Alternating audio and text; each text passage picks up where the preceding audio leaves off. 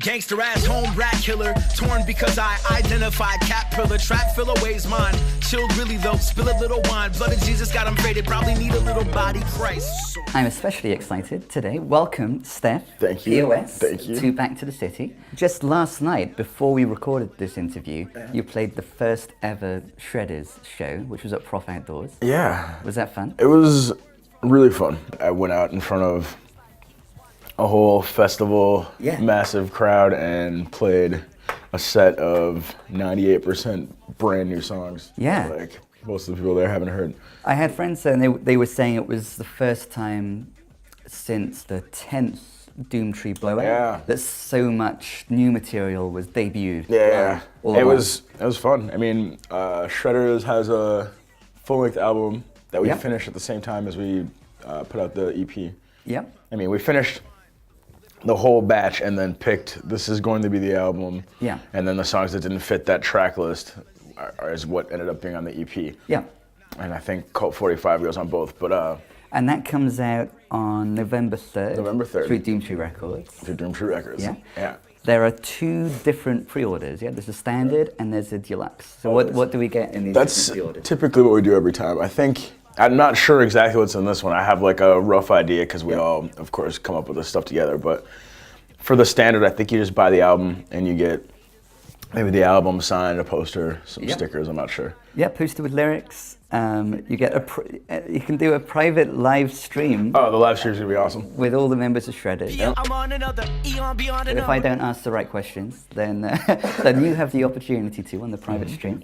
So that's like $12.99 or $21.99 for the vinyl.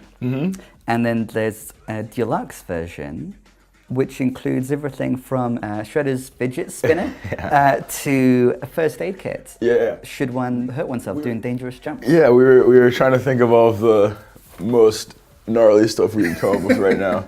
And it was between a fidget spinner and like a skateboard bottle opener. Yeah. And just trying to like, that's what we always do is we don't want to have dumb stuff in our pre-order packages, but we want to have something that is like kind of exclusive to what we're doing, exclusive to the record and like the feel of the nerds making it. Definitely. Like every time, it's got to be a bunch of different stuff. Chill Dummy, I had the pill-shaped stress ball. Yeah. You know, like and an eye mask. It was all about like different things. Yeah. Chill. So exactly. So the stress ball, because I mean, you've said in previous interviews that you're addressing yourself. Yeah. Telling yourself to very chill. much to just kind of take it back. Yeah. And you'd had a lot of stress, of course. Yeah, I mean, coming off of my kidney transplant and taking which was like 2012, was it? I think in 2012 is when I started dialysis and I had to cancel the tour. So a lot changed from 2012, which is when We Don't Even Live Here came out. The only chills in We Don't Even Live Here are those in which you're going to leave the people that can't even look you in the eye. Yeah. Wow. So true, so real, counting that paper, spend it on bills, naughty by nature, counting my kills, plotting that caper, leaving me chills. And the only shredders in it are those in which the paper is going to go. So is that, I mean, these are kind of fun things to notice, but I think there's like some significance to that too. So we know a lot of the events that have happened in the meantime, and we just kind of rehashed the dialysis and then the kidney transplant. And in this couple of interviews, we're going to kind of take a journey, kind of like a whistle-stop tour through everything, and get a sense of what some of the shifts, what some of the continuity has been. So let's begin near the beginning. So the first record that you put out through DOOMTREE Records, I find it interesting that even there, like in the title, there's the idea of responding to a poison. Yeah. So how did you? So what's it called, and how did you? What's the significance of that title? Of Ipecac Neat. Yeah. I think all of these records. There's never a record where I'm like, this is what this record's called, and then I make it. Yeah. You know, it's all about like making the songs, having the batch, putting it in order, and then sitting with it with your friends and being like, okay, so I've thought of these names. Yeah. What do we all think? Sure. And I think Dessa and MK Larada came up with the name Ipecac Neat. Yeah. After sitting in a room, drinking brews, hanging out, thinking about what is the image trying to be conveyed? Themes? What are like what are the themes? What are we coming up with? And I think that those two in front of me came up with the name for that record. Like we were all bouncing stuff, and they were like. Can you remember what some of the other things that were bouncing were? But for that one, I can't. I know that it was just a matter of trying to, like, I remember Ipecac straight, Ipecac, drinking Ipecac, like that kind of thing. Just like the idea of something pow. And I know that a lot of people didn't know what that word was and still don't. And that was kind of another appealing point to it. Yeah, that's very underground. I didn't want it to just be like barf music, you know, like, you know, I'm not trying to. Yeah, and in particular, it's like, so what is the poison that is being cleansed? Or what are some of the different poisons in the I wasn't even really thinking about it like that, and so specifically. Yeah. Again, I was 19 Right. when I was writing that one. Yeah. So I feel like it was more about just like, this is repellent, this is like the new shit for us was about like, all right, well, let's just make something that's so hard to listen to and so like still heavy and still like sort of catchy maybe, but the point was like, maybe I'm not rapping right on beat all the time. Maybe there's a little too many words in these bars. Maybe these beats aren't mixed right. And there was something about what the culture that you're responding to that very led much, to that very being much. the right thing to do. DOOMTREE was, you know, we started off right off the bat not being able to get rap shows in town because because the rappers didn't really fuck with us. Like, the established rappers around here were people that we looked up to, but they weren't really trying to hear what me and Cecil Otter were screaming about. Sure, but that would change before too long because, of course, then... It would change before too long, but not how maybe it's expected. Like, how was the change? So signing with Rhyme Says, how did that happen in a different way than you could have expected? That was later though. Yeah. I think for because they re-released this, didn't they, later? They didn't even re-release it. They just cataloged it, so really? It became available. But they didn't do like this album available now, which I was really pushing for. But Sadiq at the label was very much just like, that'll always be there. Yeah, make another record. Right. You know, and I was like, okay. But yeah, we couldn't play shows with people.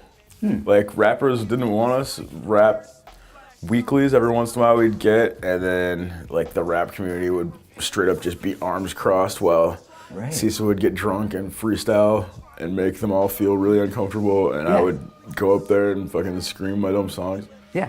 So making people feel uncomfortable paid off. It paid off in the end, maybe. But you know, after a little while, we stopped trying to play shows with rappers and started playing shows with like metal bands or punk bands or just like, you know, other kind of oddballs in the scene or something like that, or like, you know. And there's something special about the Twin Cities that enables that to happen. Exactly. Like Steve Barone was talking about those kinds of mixed lineups that would happen at the Triple Rock. Yep, Triple Rock and, you know, Foxfire. I mean, that wasn't this group, but that was something we were already used to. Yeah. Is being able to see those split up bills like that. After a while, we just got better at, let's put on our own show and we'll see if we can get these guys to come and join us or these guys to come and join us. Yeah. And then that's actually what started the DOOMTREE blowouts is trying to see what our draw was alone on a bill. Like we just hadn't played by ourselves in so long that it was like, all right, let's get a space and just us. Yeah. And we'll see what happens. So it's almost like by virtue of the culture being a bit resistant to begin with, it made DOOMTREE be even more DIY than it would otherwise be. We had to build our own, and I think we all came from a place where that was natural for us, is we're gonna just like go do it. Yeah. But I think the city and kind of the end, not dying, but the kind of falling out of like the battle rap subculture of underground hip hop and like I don't know, to us the getting up and freestyling insults at each other just seems stupid right off the bat. Right. And we were even lucky before a whole bunch of life experience, and once you stop being a teenager, then it seems stupid in the first place. Yeah. Yeah, I mean, to us, all of us refer to being a professional rapper as like LARPing. You know, for a lot of these dudes out here, they're just like, I'll just pretend to be this guy. Live action role playing, yeah, and you make a reference to that. I can't remember which song. I've said it before. Mike says it too. Like, which is just the thing we talk about when we're talking about rappers. There's probably multiple places.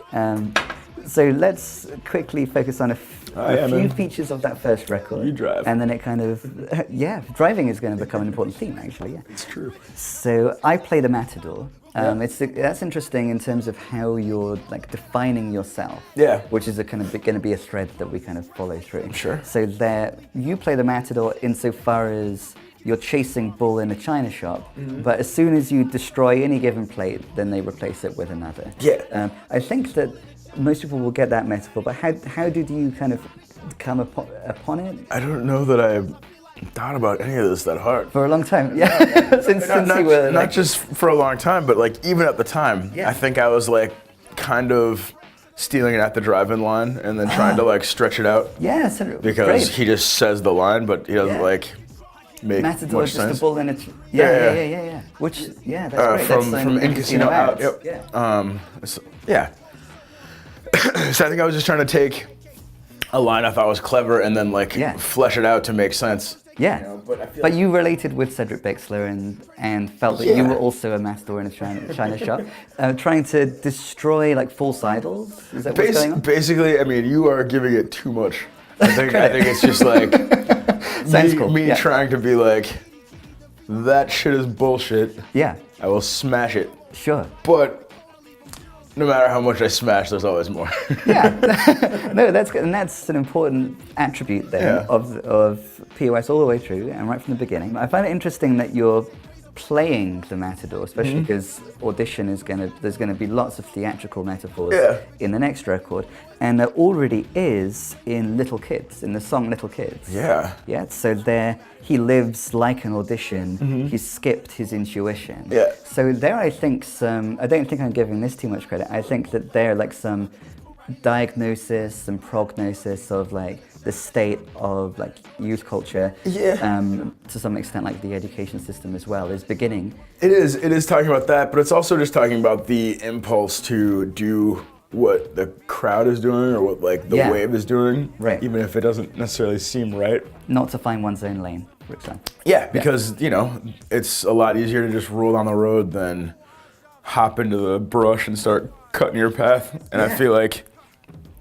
a lot of times people don't even realize that that's an option until they've lived a few years past maybe when they should have started cutting that. Yeah. The most interesting thing about like the theatrical metaphor, I think, at that stage and going on into Audition 2, is that it's used to convey something about performance, but there's also kind of like a critique of that way of thinking within the lyric too, because he's kind of stuck as if he's on a stage, but he isn't on a stage. Yeah. And there's later on in your songs there'll be like, if you don't think people are watching, then you're like a step ahead of the game. Yeah. So if you think that you're auditioning, then it's like the opposite. So and there's an awareness of that, an inkling of that, I think, even in that song. And little kids are staying little because growing up is gone. So something else right from the get-go is this awareness of the impediments to maturing, to growing in our culture. So you've spoken in previous interviews about like the capitalist culture and how that kind of works against like human evolution. Yeah. Is that like the main thing that's being focused on here, or are there other obstacles? I don't know if I was quite there in like my reading and my political development quite then. I think I was more referring to, I mean, again, I wrote that song when I was maybe 20, right? You know, that particular song. That album was written in 19 and 20 and then came out at the end of me being 20, I think 21. Sure. But that is mostly talking about like those people, like I was one of those people to where I like never considered college. Like I never like looked at schools or read the packets or thought about it because I'd already been playing concerts for money for like 4 or 5 years before people were doing that. Other people in my band went to school. Yep. You know, like there's lots of stuff to do. Other people in which band? Not DOOMTREE or? Before I was rapping, I was in a like pop punk melodic hardcore band called Ohm. Yes. And the bass player was like getting ready to go to school. Yeah. And then I was panicking, like, all right, well, I gotta start doing stuff. You needed the stress ball that would come with Chill Dummy later. But since I didn't have that, I started a band with Isaac, Building Better Bombs, that would become Marijuana Dust Squads, and joined Cadillac Blindside as the drummer, started rapping. Like I just like, just like threw out seeds everywhere. Yeah. And then, you know, that was what I was trying to do. You went into the bush. Yeah. Yeah. But what that line's talking about is just the people also like me that like had no college ambition, no like post, you know, secondary vibes. It was all why I don't want to graduate. Yeah. There's nothing out there for me, you know. Like there's that whole like the hang up of like, well, what am I gonna do when all this structure is gone? Yeah. You know, and I feel like I was kind of trying to address those type of people, drawing on my own experience being that. Yeah. And then just the dive that you end up having to take because you're not just gonna hang out in high school. Why would anybody actually want to do that? Right. It's just about the fear of the next life step. It felt to you like that was like people would do that for prestige or because that was like a script to follow?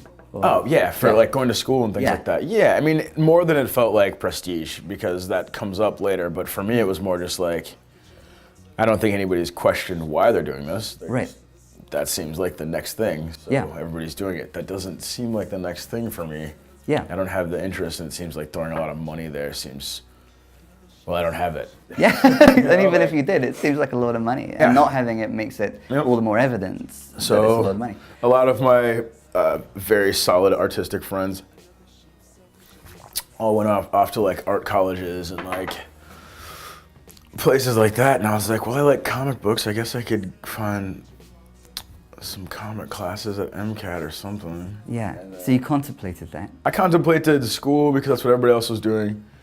But like of the things that I thought about, none of it was realistic, and the places I would want to go are too expensive, and I was already just way too busy. Right. And it was just doing stuff that meant something. Yeah, it meant something to me, and I don't have any fault with people going to school as long as they know what the fuck they're going. So long as that means something to them. Yeah. A lot of that comes through in Kidney Thief, like our last lily pad on as we journey on this record. Never felt part of the plot. Yeah. So I can sense, especially like if other people are following this well-worn narrative, then there is a sense of kind of pride in not doing that, but there's also a sense of like terror. Like, well, what do you do? Yeah. Not just that, but like I was one of just a handful of black kids at my high school. Yeah.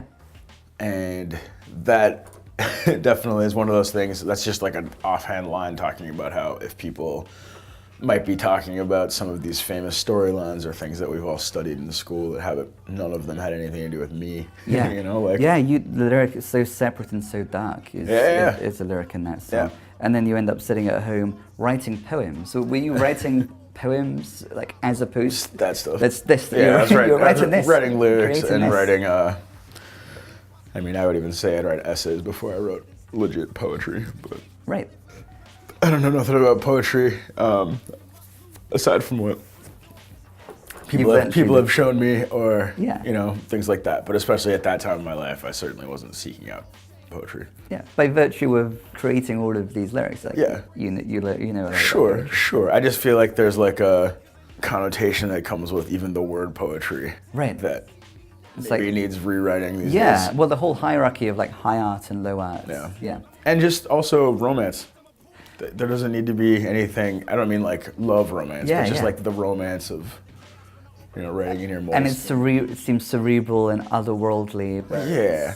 Also, I just think a lot of that stuff needs to get like stabbed and deflated so people can feel like they can be an artist too. Yeah, right. There's so much like pomp and like stupid, you know, like I have to be suffering. My life has been too good to be a real artist. And I think that's like, that's stupid. That's not like how it actually is. I feel like Shredders is kind of like an antidote to that. Somebody said last night at the show that Shredders was like a photo negative of DOOMTREE. Like if you took like the nice, clear, beautiful picture of DOOMTREE and then you look at the photo negative where it's just like This is just like the stark, raw parts of it. A lot of the detail is maybe pushed aside for more bold things. I feel like this particular project is very much that. Making the vision and the values also clearer. We wrote the whole record in like three-day sessions without trying to look the back. record and EP, like yeah, it's everything. just that's just a batch of songs, you know, like that's 3 trips to a cabin. The same cabin that you would go to. No. There's no same cabins anymore. Ah. Sims and his wife and her family have a cabin that we'll hit sometimes, but there's a lot of people involved with that cabin. Right. At this point, we have like 2 or 3 Airbnb cabins that we all know that we like and we can go to, and you know, Justin Vernon's place out there, and April Base.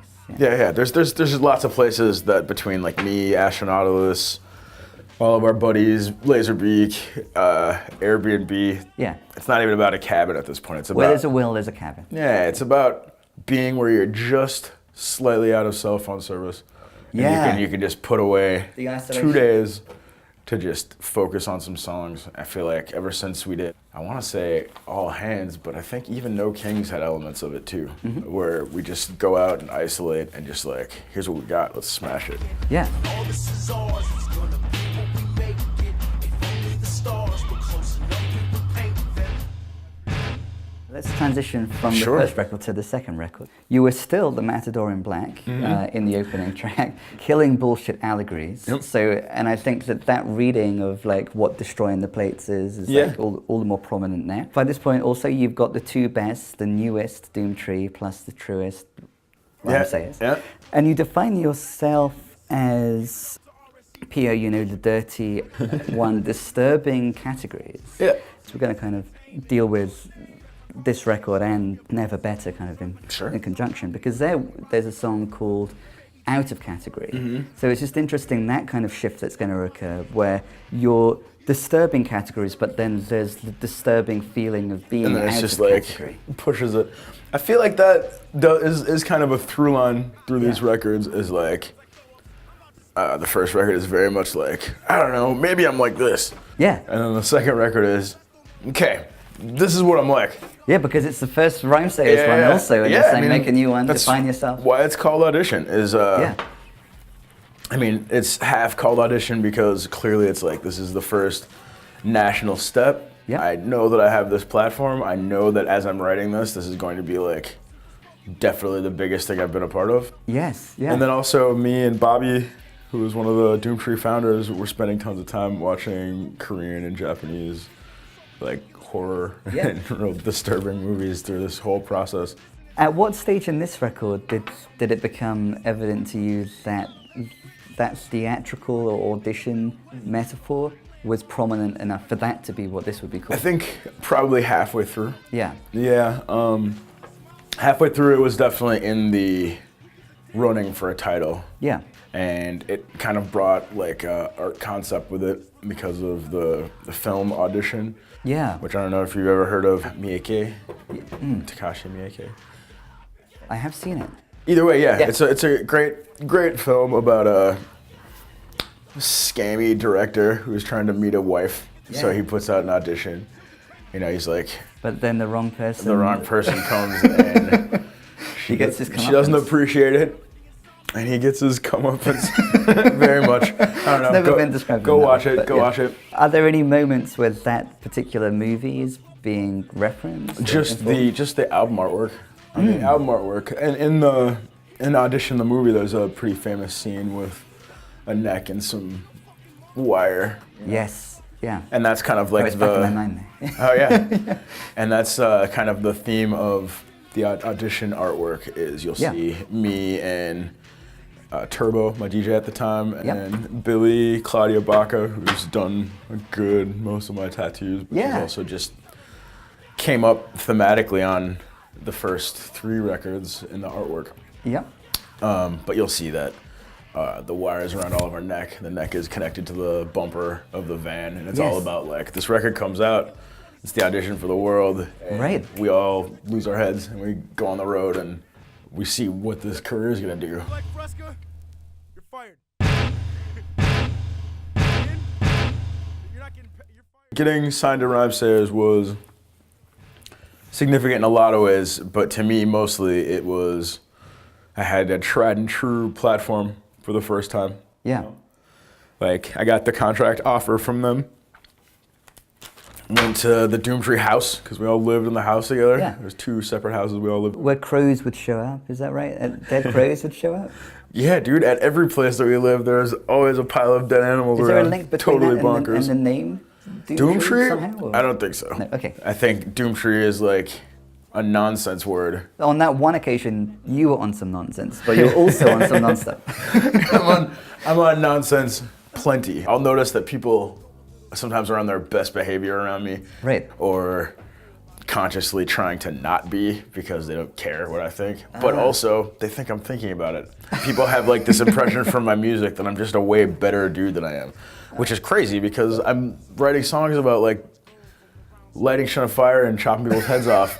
But like for moral reasons. Yes, So I don't get it. Where were we? You were arriving at the DOOMTREE house having just been signed to Ramsay. Yeah, and this was the kind of thing, didn't get signed to Ramsay's yet. Yeah. But I had this contract and it was, I didn't call a lawyer, you know? I just called all my friends and we all sat around a table and passed this contract around and talked about what I should do. Right. You know, because we built this thing together and we were just in the very early stages of it. Like a quandary, really. Kind of. It was like, do we keep on just plugging away at this thing? Yeah. Or should I sign to these bigger guys and we can learn everything that we possibly can from those guys without stepping on their toes, which I felt like there was a high risk? there's a high risk of anything like that. If you're, especially back then with like the whole like hip hop. Yeah. If you're aware of hip hop culture, there's a lot of like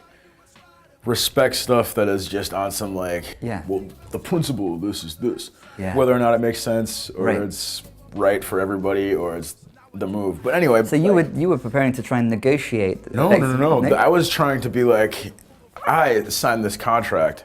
These guys are cool and being really good to me. Yeah. You know what I'm saying? Like, I'm gonna fly this flag as hard as I can. Yeah.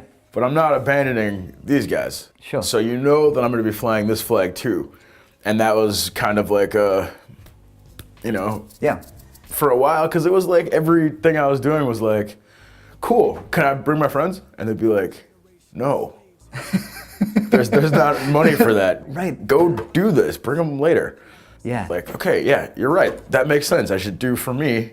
And then, you know, but like, you're in a especially position to help. audition, if you listen, man, I say Rhymesayers and I say DOOMTREE on like every other song. Right. And for that whole like 2 years of touring for that record and the next one, it was just like, you guys know what the fuck Rhymesayers is, right? Right. You guys know what the fuck DOOMTREE is, right? Like, everything was about like, let's get these flags up. Let's fucking absolutely. spread these two Well, that names. was crucial, and that super crucial. Yeah, things would have been very different if you weren't. I'm doing saying, that. yeah, not just for DOOMTREE, but for Rhymesayers too. I feel like I went out and I flew that flag so damn hard. Right. You know, I feel like it was a good solid move. Stretch some shits. It's good. At what point did the collaboration with Craig Finn come about? I don't know where in the record we were, but he was always a big fan of Beak. And Laserbeak had his band, The Plastic Constellations, which was heavily influenced by Lifter Puller. And I think that those guys were always just like the kids that Craig knew. And I had this Laserbeak beat. Yeah. Craig knew Laserbeak. I always had talked to Craig about how I thought his lyrics were really, really super brilliant, and they were almost like rap. Yeah. You know, because of the vocal delivery. the vocal delivery and the kind of like swagger and the kind of like punchlines.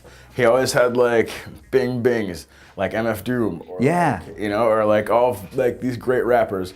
I feel that's especially so on this track. Well, that's because it's a rap song. Like, It made it even more rap. Yeah. yeah, I went out to New York. He had just moved out there from the Twin Cities, I think. Mm-hmm. Yeah, because Lifter Puller was done, Hold Steady had started, and then they were out there.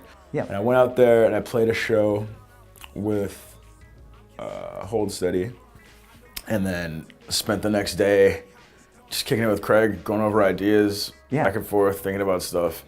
Went to his spot, and then all of the stuff that we had talked about over the last day, he was like, I wrote this verse.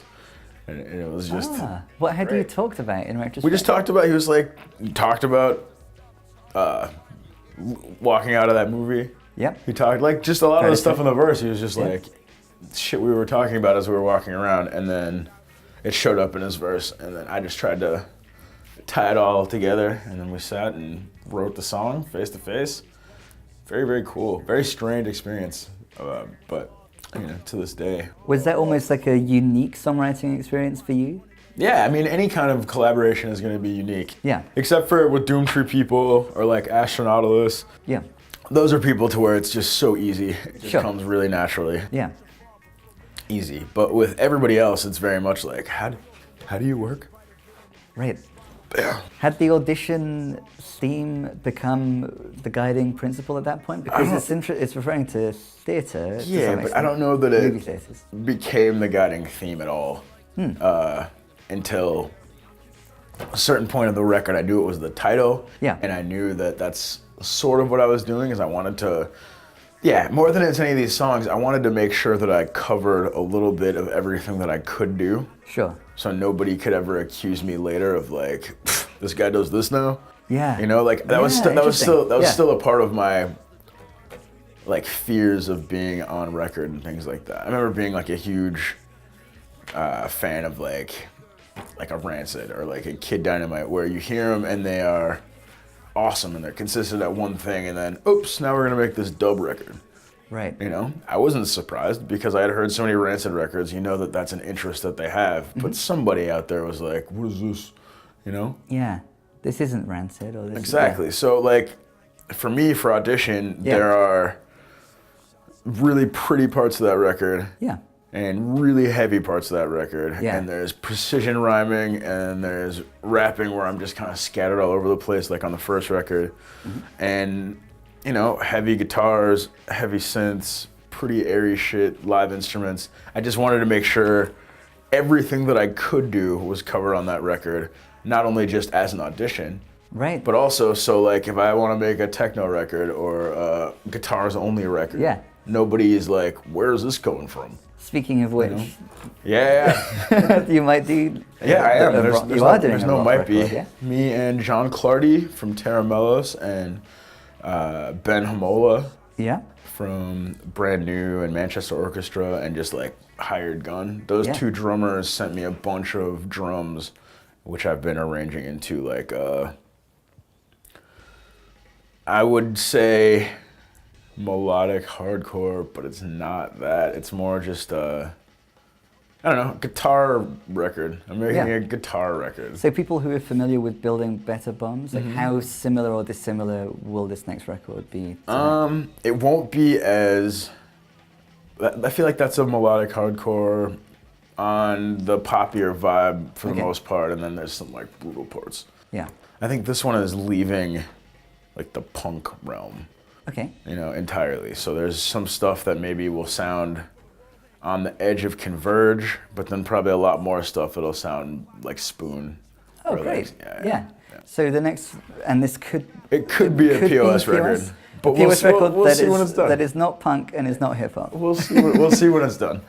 But, you know, like the idea of making rap records until I'm in my early 40s and then slowly turning those rap records into blues records by the time I'm 60.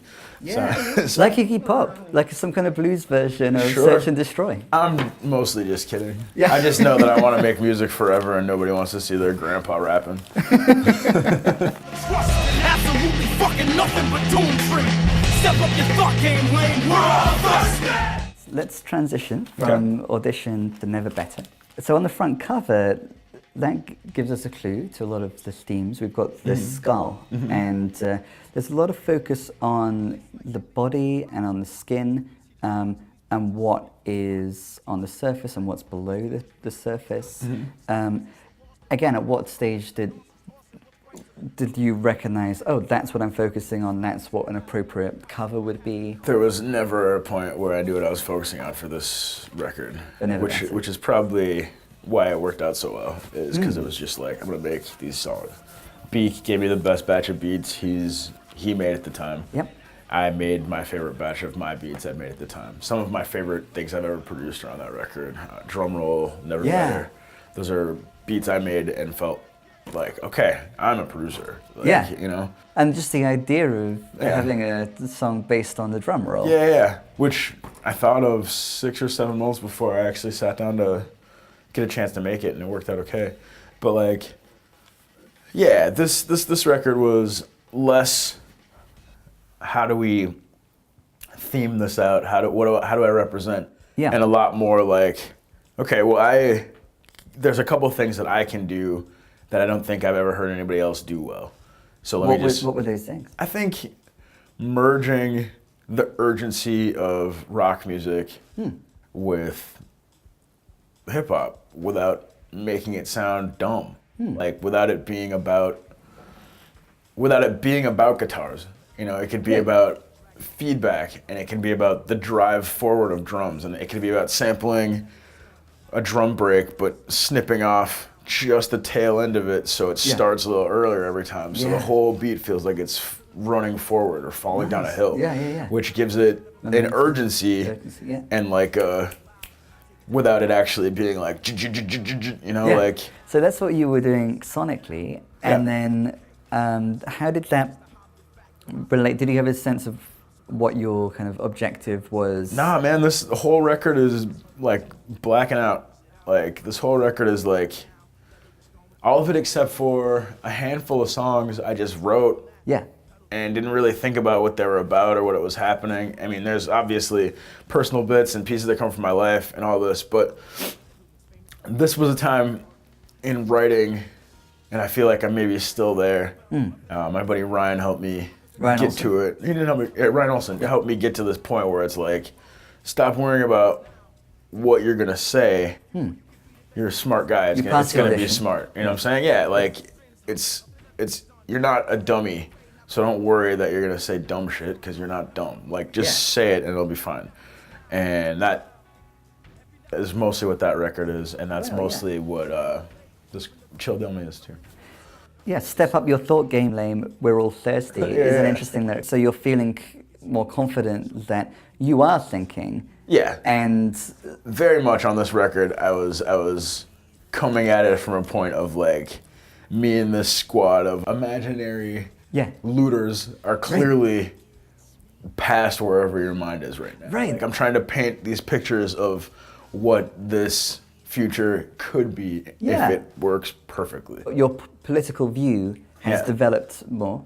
Never Better and We Don't Even Live Here are a lot more focused on like where my head, I feel like, is coming into as an adult, as a political thinking person, and as a, you know, as a mind that's recognizes that I'm contributing to somebody's ideas. Absolutely, You know? and a recognition not only of that, but of the fact that the context is that the seedlings have been so poisoned, so lost, and they follow the prophets to nonsense. So that's what. So you could be making an intervention, but there's all these other factors that are already having this negative influence too. How did that inform what you did? Were you kind of conscious of things in that way, of being one of many possible influences that needs to work against these other things? No, I don't ever think of myself as that kind of an influence. I know that people come up to me and they're like, I know about this because of you, or I read this book because I read an interview where you said I should. Yeah. But I'm very much writing from like this is prime LARPing. You know, like this is me imagining a future I think would be cool. Yeah. Or imagining the struggle that it will take to get to the future that I think will be cool. Yeah. You know what I'm saying? Like, that's where I'm at from, and in a lot of my more action adventure songs on that record. Which are the most action adventure songs on the record? On Never Better. Yep. Drum Roll. I forget the track list of that record, but Let It Rattle? Let It Rattle is less of an action adventure song and more of like a State of the Union, man. I feel like I kick off these records every time with like where we at, where we been. I take my time between these records, half on purpose and half because like I can't think about rap music that long. It begins, sorry it took so long, doesn't it? that one does. But then it says, who really listens? Precision with a verse draws a crowd. I draw a line between an easy melody and a peace of mind. So it seems like here, precision, rapping is going to be less important than really conveying what it is that I need to convey. More important to me. What that line means to me is I could put the polish on and go make pop songs. Yeah. That doesn't feel right to me. Right. Basically what I'm saying. Yeah. Like, I'm not gonna get the peace of mind I'm looking for if I just feed you guys a bunch of candy. Like, I'm gonna feel better about what I'm doing with my life and the choices I'm making if I feel like I'm doing some sort of good. Sure. You know? A lot of people try to put like a high and mighty spin on that, but that's just not what it is. I just don't like bullshit. I don't have time. I don't know how to make love songs. I don't know how to make songs. All the music I cared about growing up has something to it. So that's what I learned how to do. I don't know how to just make some bubblegum, and I don't know how to let somebody say something stupid and let it go. Yeah. There's just too much rap to listen to. There's too much anything to listen to shit that sucks. Fuck all the rest, now what do you do? Exactly. That sounded not exactly like you don't do anything exactly, but more like, what exactly do you do? I love the presence of Savian Glover in the record, and it's the inhabitants of the Oval Office and the lobby that are listening to Fugazi probably, and then dancing off clean like Savian Glover. But I feel like the ethos of Savian Glover seems in a positive way to be informing the record and what you're doing. I feel like that's. I feel like every once in a while I kind of get that groove where I sit in. I feel like Savian Glover on this record and maybe Wearing a Bear on the new record, and I'm hitting like a prime MF Doom stride to where, I mean, it doesn't sound like MF Doom, but to me, like, that's my best MF Doom flow, is where it can be like, here's a line, here's a punchline, here's a line, here's a punchline. But it's never too moody, it's never too upbeat, it's always just like, oh, bars, bars, bars. Like, it's a flow, it's a vibe, it's a feel. Sure. You know, I appreciate when I can get into that flow. And I feel like it's songs like that to where maybe there isn't a chorus and maybe there isn't like a through line, but I'm just laying out tons of personality and I'm laying out a lot of the different things that will be covered in the rest of the songs in the past. Savian Glover, when he would be interviewed and asked, like, what's your style? He would say young and funk, and then when asked what he meant by funk, he would say anything that gets one's head on a beat. And so that's interesting, and he would say it's the bass line too. I didn't know that he said that. I like that. I'm a fan of Dude, and I'm a fan of his dancing. And honestly, man, like, I'm super inspired. I was super inspired by OK Computer. And for a lot of ways. And Airbag, the bass line on Airbag, for example. Definitely. But that's not even what I'm talking about. The thing that wrapped me up in OK Computer was the incredibly confusing marketing of that record. I don't know if you remember, but there was a website that was just like a little thought hole. If you read through the liner notes, there's tons of things blacked out and tons of real cryptic stuff. Stanley Donaldwood, I think, is that the name of the artist? I don't remember. But I do remember being totally lost in the symbolism and how lyrically on that record and in the marketing and in the artwork and in the website and all the promotion, it was about planting seeds of thought, talking about culture, talking about capitalism, talking about like kings and queens, but like in this place to where they're obviously prodding, they're obviously making fun, they're obviously doing something. But how? And what are they presenting as an option, as like a separate option? And they did that, the Airbag single right around the same time as OK Computer, which had like a 20-page like survey, but all of the questions were complete nonsense, and it was just like, that was informing so much of the Never Better art and so much of the way that I was kind of trying to approach the way that I presented You know, and that's where like... And the idea of an alternative future. Alternative future, it's always about an alternative future for me. Mm-hmm. But like, trying to bring in things that aren't confusing, but they don't tell you what's going on. All they do is hopefully, I mean, nobody pays attention to what you're doing as much as you do, right? Yeah. But hopefully who really listens. Yeah. Yeah, man. But hopefully what it does is it puts some sort of thought in your head to question something later, or look at something different later, or just try to figure out what I'm getting at until something works. A seed to counter the poison. Yeah, And then back to the metaphor of the first record as well. Yeah. I feel like it needs to so something needs to be cleansed, because throughout the idea of everyone being asleep becomes much more prominent, I think, in this record. Yeah. And we're in the coma capital. Yeah. Is that us in the Midwest? Just us. Us. In America, where everybody's complaining about having the easiest life ever. Right. You know, like that kind of thing. The driving metaphor becomes more and more prominent in the records. Yeah, cars come up, man. I don't want to write songs about being on the road. That's not relatable unless you go on the road. Yeah. But everybody knows about cars. Everybody knows what that is. So like, cars show up more because I'm touring a lot more. Yeah. You know, references to cars and metaphors and similes involving cars, parts of cars, traffic, moving forward, rear views, mirrors, stuff like that. Yeah. That all comes up more the more I'm touring. And then I get off this tour. Yep. And I'm just finding a lot more comfort in my car by myself. I do a lot of writing in my car now. Like, I just, you know, I'll set up a laptop and machine, and I'll sit in my car and make beats, you know, like, there's a lot in the car. Yeah, whether in the Triple Rock parking lot or elsewhere. Yeah, or elsewhere, or everywhere, really. And so speaking of moving on, getting off the tour for that record, let's move on to the next.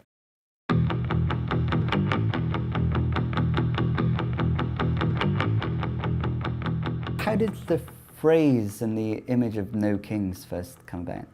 Well, the crown crossed out.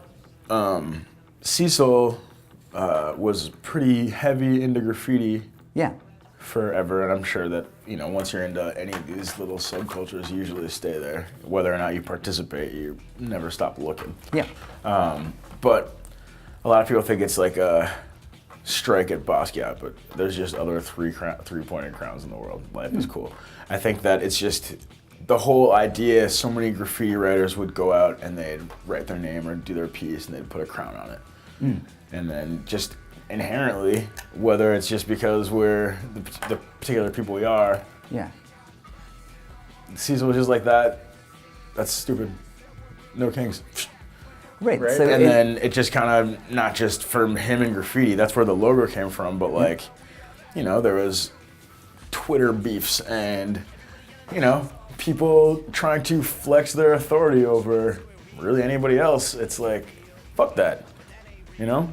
So we see this human tendency to try to one-up other people. Yeah, and I think in like a fit of internet rage, maybe city-wide stress about some other things, I know that me and Mike started tweeting it. Yeah. Just at the end of things when we were frustrated.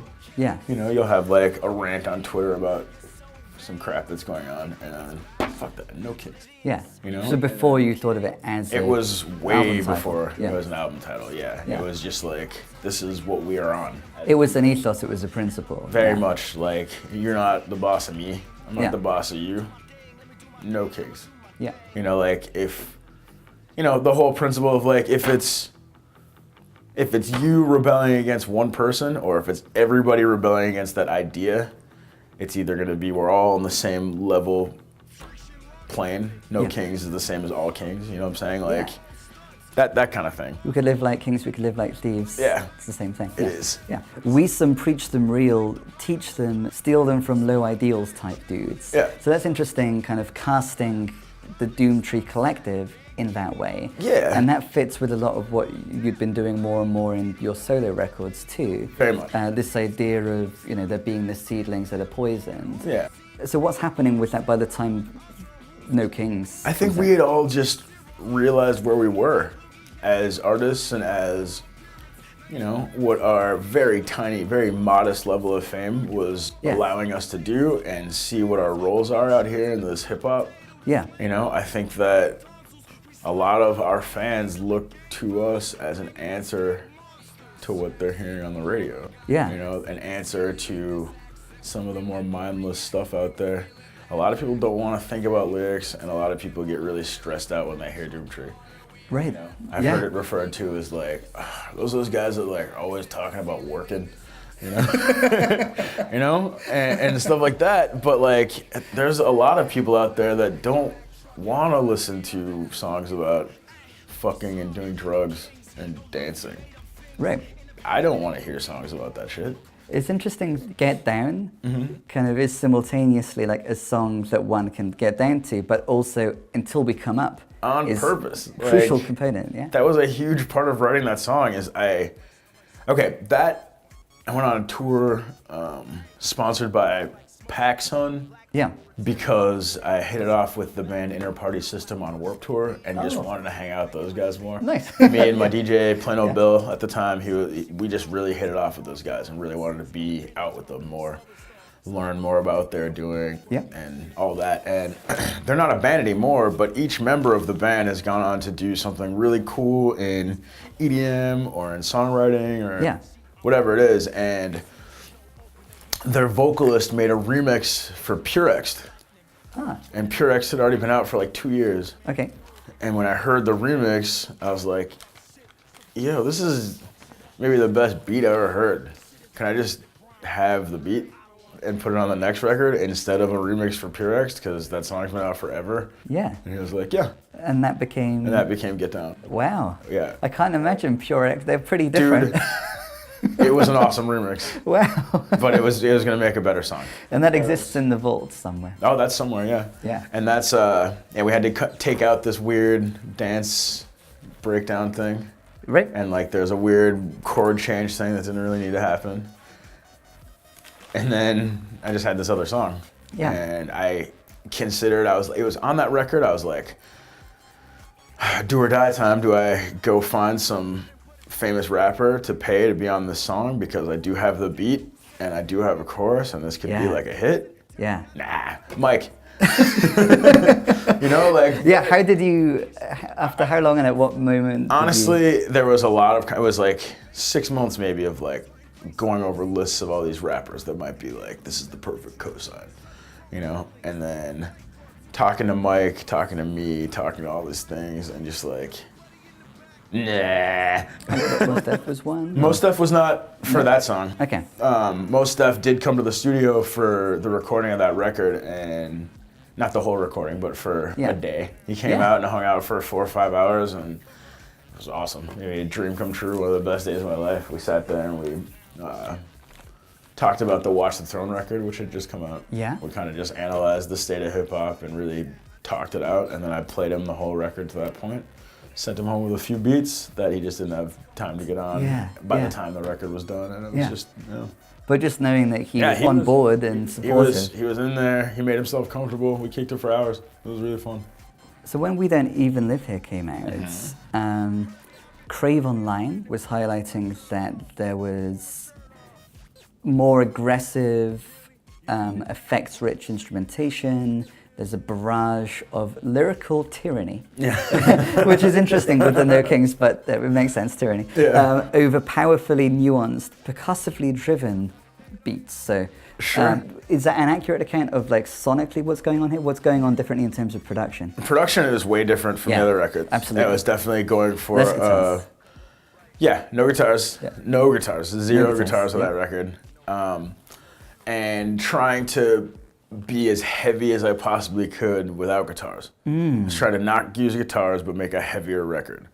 So it's definitely like subject matter wise, it was 6 to 8 months before the Occupy thing. Right. So it kind of was a little bit early for being so like anti-capitalist, like drop what you're doing and smash a window. Absolutely, just one step ahead. Yeah. A few steps ahead. Antifa since 1981. Like, on some like, come on, fuck this, are you serious? Yeah. And, you know, trying to take what Marijuana Death Squads was doing and focus it into smaller packages of like beast mode rage. Yeah. You know, and then also something you could dance to, which I'd never attempted to make in my life. Was Get Down the first song? Oh no. No, so which song was the first where you thought, I want this to be something people can dance to? No. I mean, that one was like, people can dance to this. And I had that beat, and I was like, we'll figure out what we're gonna do with it. Yeah.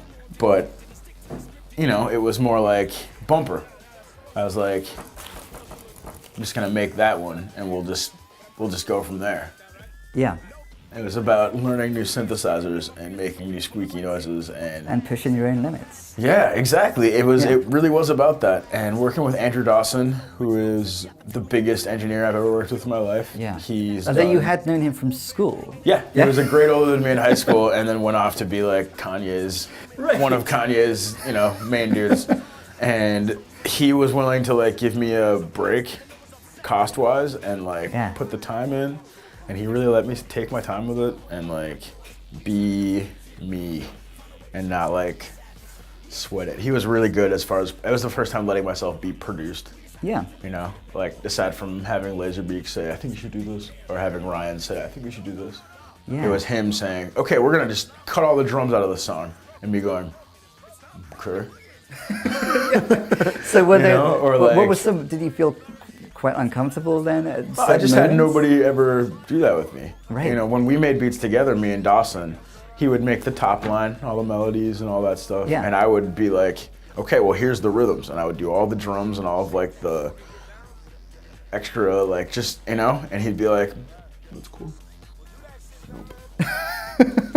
That was a new experience for you. Super new. I've never had anybody say, no, it's just me. If I don't like the beat, it's not gonna go in. Yeah. I've never had anybody be like, I don't like this beat.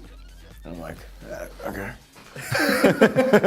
But it was good. I feel like it worked really good. I learned a lot about how to edit myself. I learned a lot about how to like, you know, make those choices for myself and plugins. I learned a lot about what plugins he uses to get some of those cool sounds, and now I know, and I won't tell. Right, and, but you will use. Absolutely. Yeah, I had a great experience making that record. And I feel like that was a real turning point for me in the sense where it's like I'm doubling down and committing to making like aggressive records that go in a different direction. Yeah. You know, like so then you would have been surprised at the time to listen to Chill Dummy with oh my God, which in part is that, but in other respects you found yourself doing something quite different. I've never made a record that I thought I could say, this is a kind of a pretty record. Yeah. Never made anything where I was like, okay, so there's pretty slow songs in this. Yeah. Never had a song that was pretty or a slow song, let alone a few of them on one record. Yeah. You know? I love how it opens with Born a Snake, which kind of sets it. Exactly. Yep. But it's like a red herring. That snake is a red herring. I feel like there's a couple sneak-ins like that one in Lanes, I feel like fit because they're me. Yes. And I feel like you're not going to hear songs like either of those songs on anything else. Yeah. Hopefully, if I'm doing my job right. But, you know, they're scattered in there with some like, maybe some gut wrenchers and some things that are like real inward facing kind of things. Yeah.